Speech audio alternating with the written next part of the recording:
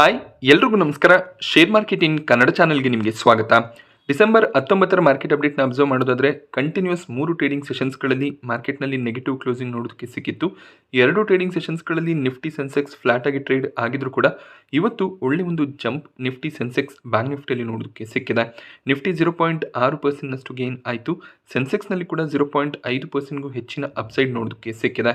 So ಈ ಒಂದು ಮೊಮೆಂಟಮ್ಗೆ reason ನ ಇನ್ಫ್ಲೇಷನ್ ಡೇಟಾ ಕೂಡ ಆಗಿರುತ್ತೆ. ಸೊ ನಲ್ಲಿ ನವೆಂಬರ್ ತಿಂಗಳಲ್ಲಿ 3.1%ನಷ್ಟು ಹಣದುಬ್ಬರ ಬರ್ಬೋದು ಅನ್ನೋದು ಒಂದು ಎಕ್ಸ್ಪೆಕ್ಟೇಷನ್ ಇತ್ತು. ಬಟ್ ಕೇವಲ 2.7%ನ ಇನ್ಫ್ಲೇಷನ್ ಡಿಕ್ಲೇರ್ ಆಗಿದೆ. ಇದರಿಂದ ನಿನ್ನೆ ಮಾರ್ಕೆಟ್ಸ್ಗಳು ತಕ್ಕಮಟ್ಟಿಗೆ ಪಾಸಿಟಿವ್ ಆಗಿ ಟ್ರೇಡ್ ಆಯಿತು.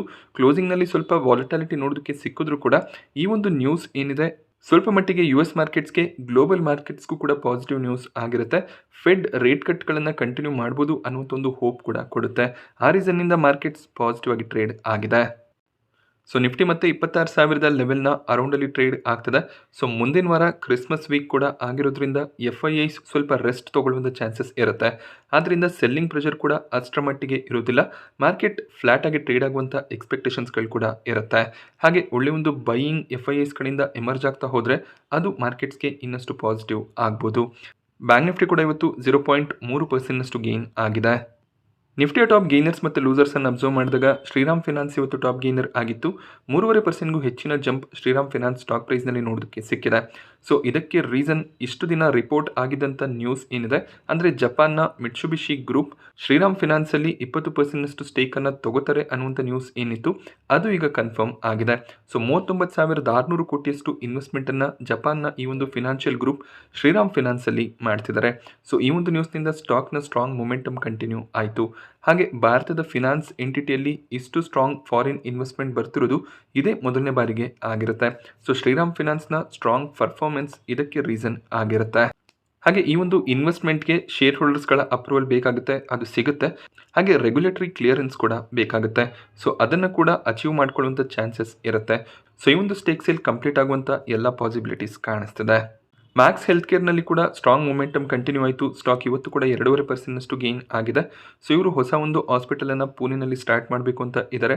450 ಬೆಡ್ಗಳ ಕೆಪಾಸಿಟಿಯ ಹಾಸ್ಪಿಟಲ್ ಸ್ಟಾರ್ಟ್ ಆಗ್ತಿರುವಂಥ ನ್ಯೂಸ್ ಇರೋದ್ರಿಂದ ಸ್ಟಾಕ್ ಪಾಸಿಟಿವ್ ಆಗಿ ಟ್ರೇಡ್ ಆಗ್ತದೆ. ಸೊ BL ಸ್ಟಾಕ್ ಪ್ರೈಸ್ನಲ್ಲಿ ಕೂಡ 2.5%ನ ಜಂಪ್ ಇವತ್ತು ನೋಡೋದಕ್ಕೆ ಸಿಕ್ಕಿದೆ. ಪವರ್ ಗ್ರಿಡ್ ಕೂಡ 2%ಗೂ ಹೆಚ್ಚಾಗಿ ಇವತ್ತು ಗೇನ್ ಆಯಿತು.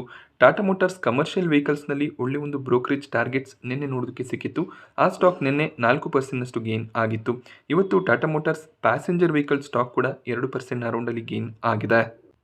ನಿಫ್ಟಿಯ ಟಾಪ್ ಲೂಸರ್ಸ್ ಅನ್ನು ಅಬ್ಸರ್ವ್ ಮಾಡಿದಾಗ IT ಸೆಕ್ಟರ್ನ ಸ್ಟಾಕ್ಗಳಲ್ಲಿ ಸ್ವಲ್ಪ ಮಟ್ಟಿಗೆ ಇವತ್ತು ಪ್ರಾಫಿಟ್ ಬುಕಿಂಗ್ ನೋಡೋದಕ್ಕೆ ಸಿಕ್ಕಿದೆ. HCL ಟೆಕ್ 1.5% ಅರೌಂಡಲ್ಲಿ ಇವತ್ತು ಕರೆಕ್ಟ್ ಆಗಿದೆ.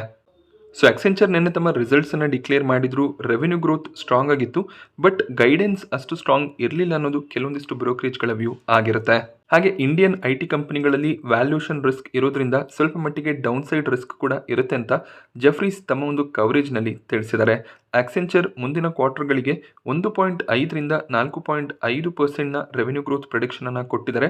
ಬಟ್ ಇಂಡಿಯನ್ IT ಕಂಪನಿಗಳು ಎಷ್ಟು ರೆವೆನ್ಯೂ ಗ್ರೋತ್ ಫೋರ್ಕಾಸ್ಟನ್ನು ಮಾಡ್ತಾರೆ ಅದು ಕ್ವೆಶ್ಚನಬಲ್ ಆಗಿರುತ್ತೆ ಅನ್ನೋದು ಜೆಫ್ರೀಸ್ನ ವ್ಯೂ ಆಗಿರುತ್ತೆ. ಸೊ ಅಕ್ಸೆಂಚರ್ನ ಡೀಲ್ ವಿನ್ಸ್ ಕೂಡ ಸ್ಟ್ರಾಂಗ್ ಆಗಿತ್ತು. ಇಂಡಿಯನ್ IT ಕಂಪನಿಗಳು ಎಷ್ಟು ಪ್ರಾಜೆಕ್ಟ್ಸ್ಗಳನ್ನು ವಿನ್ ಮಾಡಿದರೆ ಅದನ್ನು ಕೂಡ ಅಬ್ಸರ್ವ್ ಮಾಡಬೇಕಾಗುತ್ತೆ ಅಂತ ಜೆಫ್ರೀಸ್ ತಮ್ಮ ಒಂದು ಕವರೇಜ್ನಲ್ಲಿ ತಿಳಿಸಿದ್ದಾರೆ. ಇಂಡಾಲ್ಕೋ JSW ಸ್ಟೀಲ್ ಮೆಟಲ್ ಸೆಕ್ಟರ್ನ ಸ್ಟಾಕ್ಗಳು ಇವತ್ತು ನೆಗೆಟಿವ್ ಆಗಿ ಕ್ಲೋಸ್ ಆಗಿದೆ. ಬ್ಯಾಂಕಿಂಗ್ ಸೆಕ್ಟರ್ನ ಸ್ಟಾಕ್ಸ್ ಆಗಿರುವಂಥ ಕೋಟಕ್ ಮಹೀಂದ್ರ ಬ್ಯಾಂಕ್, ICICI ಬ್ಯಾಂಕಲ್ಲಿ ಕೂಡ ಸ್ವಲ್ಪ ಮಟ್ಟಿಗೆ ನೆಗೆಟಿವ್ ಕ್ಲೋಸಿಂಗ್ ನೋಡೋದಕ್ಕೆ ಸಿಕ್ಕಿದೆ. ಸೊ ICICI ಬ್ಯಾಂಕ್ಗೆ GST ಡಿಮ್ಯಾಂಡ್ ನೋಟಿಸ್ ಬಂದಿರುವಂಥ ನ್ಯೂಸ್ ಕೂಡ ಇರೋದ್ರಿಂದ ಸ್ವಲ್ಪ ಪ್ರಾಫಿಟ್ ಬುಕಿಂಗ್ ಆಗಿರುವಂಥ ಸಾಧ್ಯತೆಗಳು ಕೂಡ ಇರುತ್ತೆ. ಸೊ ನವೆಂಬರ್ ಡಿಸೆಂಬರ್ ತಿಂಗಳಲ್ಲಿ FIIs ಕಡೆಯಿಂದ ಕಂಟಿನ್ಯೂಸ್ ನೆಟ್ ಸೆಲ್ಲಿಂಗ್ ನೋಡೋದಕ್ಕೆ ಸಿಗ್ತಿತ್ತು.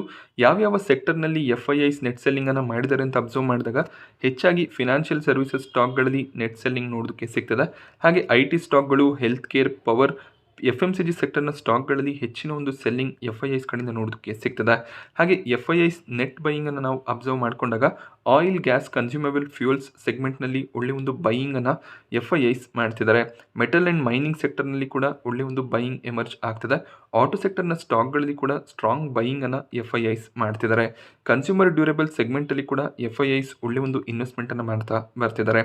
FIIs ಯೂಶಲಿ ಯಾವ ಸೆಕ್ಟರ್ನಲ್ಲಿ ಸ್ಕೋಪ್ ಸ್ಟ್ರಾಂಗ್ ಆಗಿರುತ್ತೆ ಅಲ್ಲಿ ಇನ್ವೆಸ್ಟ್ಮೆಂಟನ್ನು ಮಾಡ್ತಾ ಬರ್ತಾರೆ. ಸೊ IT ಕಂಪನಿಗಳ ರೆವೆನ್ಯೂ ಫೋರ್ಕಾಸ್ಟ್ ಸ್ಟ್ರಾಂಗ್ ಆಗಿ ಬರ್ತಾ ಹೋದರೆ ಮತ್ತೆ ಇನ್ವೆಸ್ಟ್ಮೆಂಟ್ IT ಸ್ಟಾಕ್ಗಳಲ್ಲಿ ಬರುವಂಥ ಸಾಧ್ಯತೆ ಇದ್ದೇ ಇರುತ್ತೆ.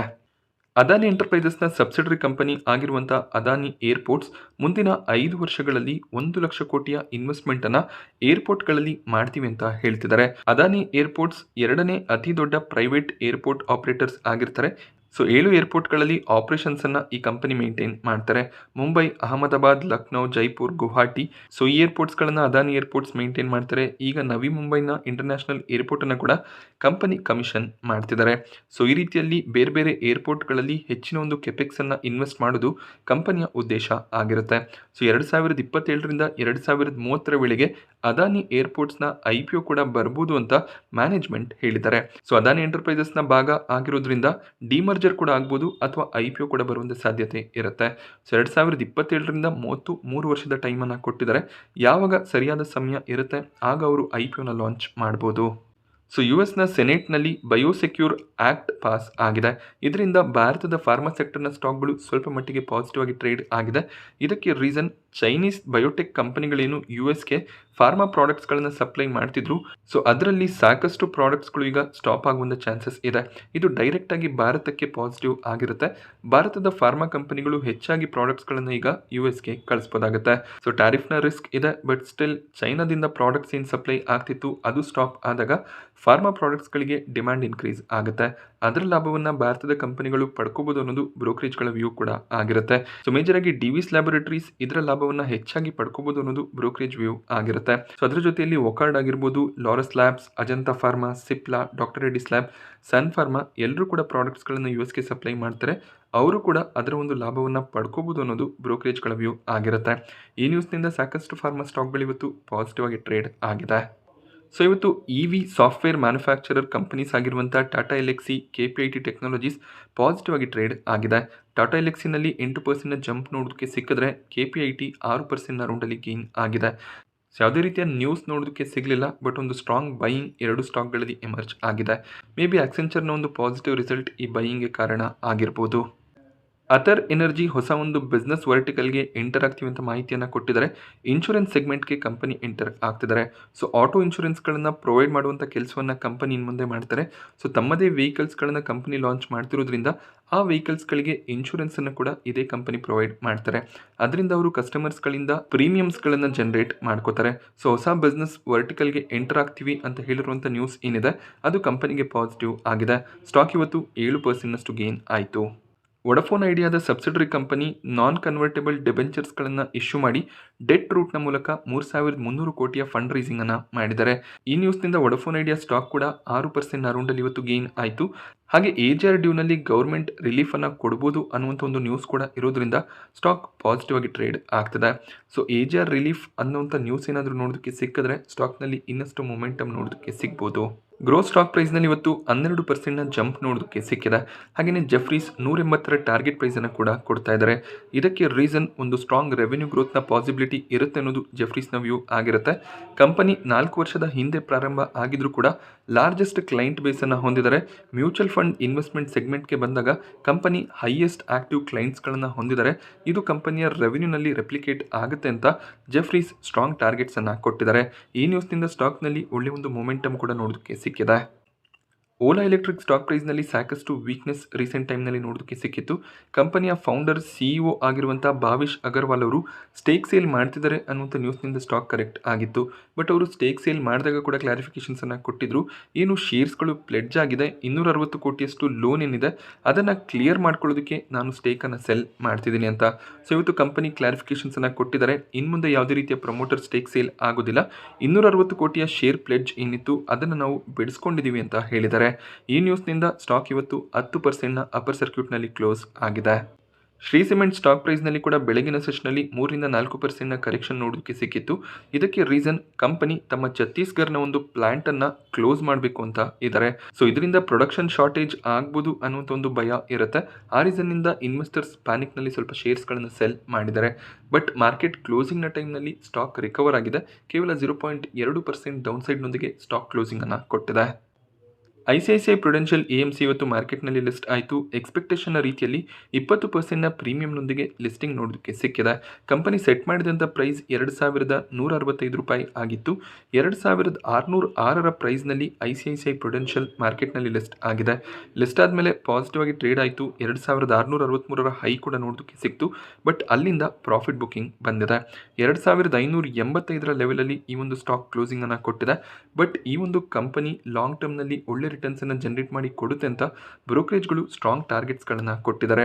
ಸೆಂಟ್ರಮ್ ಬ್ರೋಕರೇಜ್ನ ಕಡೆಯಿಂದ 3,181 ಟಾರ್ಗೆಟ್ ಪ್ರೈಸ್ ಇದೆ. ಇದು ಹೈಯೆಸ್ಟ್ ಟಾರ್ಗೆಟ್ ಆಗಿರುತ್ತೆ. ಹಾಗೆ ಬ್ರೋಕರೇಜ್ಗಳ ವ್ಯೂ ಏನಿರುತ್ತೆ, 1 ವರ್ಷದ ಟಾರ್ಗೆಟ್ ಆಗಿರುತ್ತೆ. PL ಕ್ಯಾಪಿಟಲ್ ಕೂಡ ಬೈ ರೆಕಮೆಂಡೇಶನ್ ಕೊಟ್ಟಿದ್ದು 3,000 ಟಾರ್ಗೆಟ್ ಪ್ರೈಸನ್ನು ಕೊಡ್ತಾ ಇದ್ದಾರೆ. ಹಾಗೆ ಈಕ್ವಿರಾಸ್ ಸೆಕ್ಯೂರಿಟೀಸ್ನ ಕಡೆಯಿಂದ ಕೂಡ 2,900 ಟಾರ್ಗೆಟ್ ಪ್ರೈಸ್ ನೋಡೋದಕ್ಕೆ ಸಿಗ್ತದೆ. ಒಂದು ಅಟ್ರಾಕ್ಟಿವ್ ಇಶ್ಯೂ ಆಗಿರುತ್ತೆ. HDFC AMC ನಿಪಾನ್ಗೆ ಕಂಪೇರ್ ಮಾಡಿದಾಗ ವ್ಯಾಲ್ಯೂಯೇಷನ್ ಜಸ್ಟಿಫೈ ಆಗುತ್ತೆ ಅನ್ನೋದು ಬ್ರೋಕರೇಜ್ಗಳ ವ್ಯೂ ಆಗಿರುತ್ತೆ. ಸೊ ಅಲಾಟ್ಮೆಂಟ್ ಸಿಕ್ಕಿದ್ದು ಪ್ರಾಫಿಟ್ಸನ್ನು ತೊಗೊಂಡಿದ್ರೆ ಒಳ್ಳೆ ಪ್ರಾಫಿಟ್ಸ್ ನಿಮಗೆ ಸಿಕ್ಕಿರುತ್ತೆ. ಅಕಸ್ಮಾತ್ ಇನ್ನೂ ಶೇರ್ಸ್ಗಳನ್ನು ಹೋಲ್ಡ್ ಮಾಡ್ತಿದ್ರೆ ಖಂಡಿತವಾಗ್ಲೂ ಕಂಟಿನ್ಯೂ ಮಾಡ್ಬೋದು. ಹಾಗೆ ಈ ಒಂದು ಲೆವೆಲ್ನಲ್ಲಿ ಎಂಟರ್ ಆಗ್ಬೋದಾ ಅಂದರೆ ಸ್ವಲ್ಪ ಕರೆಕ್ಷನ್ಗೆ ವೆಯ್ಟ್ ಮಾಡ್ಬೋದಾಗುತ್ತೆ. ಬಟ್ ಈ ಲೆವೆಲ್ನಲ್ಲಿ ಎಂಟರ್ ಮಾಡಿದ್ರೂ ಕೂಡ ಲೋವರ್ ಲೆವೆಲ್ಗಳಲ್ಲಿ ಸ್ವಲ್ಪ ಶೇರ್ಸ್ಗಳನ್ನು ಅಕ್ಯುಮುಲೇಟ್ ಮಾಡ್ಕೋಬೇಕಾಗತ್ತೆ. KSH ಇಂಟರ್ನ್ಯಾಷನಲ್ IPOನಲ್ಲಿ ಯಾವುದೇ ರೀತಿಯ ಗ್ರೇ ಮಾರ್ಕೆಟ್ ಪ್ರೀಮಿಯಂ ಕಾಣಿಸ್ತಿಲ್ಲ. ಇವತ್ತು ನೀವು ಅಲಾಟ್ಮೆಂಟನ್ನು ಎಕ್ಸ್ಪೆಕ್ಟ್ ಮಾಡ್ಬೋದಾಗುತ್ತೆ. ಈ ಒಂದು IPO ಫ್ಲಾಟ್ ಅಥವಾ ನೆಗೆಟಿವ್ ಆಗಿ ಓಪನ್ ಆಗುವಂಥ ಎಕ್ಸ್ಪೆಕ್ಟೇಷನ್ಸ್ ಹೆಚ್ಚಾಗಿ ಕಾಣಿಸ್ತದೆ. ನಾನಿವತ್ತು ನಿಮಗೆ ಮಾರ್ಕೆಟ್ನ ಬಗ್ಗೆ ಕೊಟ್ಟಂಥ ಇನ್ಫಾರ್ಮೇಷನ್ ಇಷ್ಟ ಆದರೆ ವಿಡಿಯೋನ ಲೈಕ್ ಮಾಡಿ. ಹಾಗೆ ಇದೇ ರೀತಿಯ ಮಾರ್ಕೆಟ್ ಅಪ್ಡೇಟ್ಸ್ಗಳಿಗೆ ಚಾನಲ್ನ ಸಬ್ಸ್ಕ್ರೈಬ್ ಮಾಡ್ಕೊಳ್ಳಿ. Thank you friends.